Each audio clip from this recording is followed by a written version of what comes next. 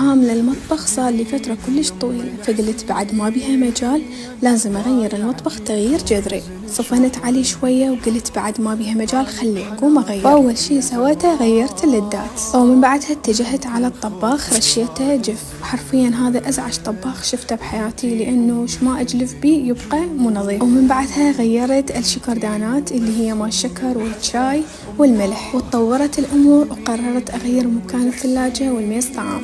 وحرفيا مسحت كل أبواب المطبخ، ما خليت أي شي بالمطبخ ما سويته. ومن بعدها غسلت المواعين كملتهم، رشيت الأرضيات بمي وزاهي وشوية قاصر، وفرشت المطبخ. وأخيرا فرش شتائي. يلا جاهزات تشوفون التغيير؟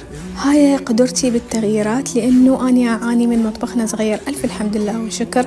أهم شي سقف ساترنا نعمة وخير من الله. والشي الأساسي اللي حمسنا على تغيير المطبخ إنه إحنا مقبلين على الشهر رجب وشعبان، وأني كلش أحب هاي الأشهر.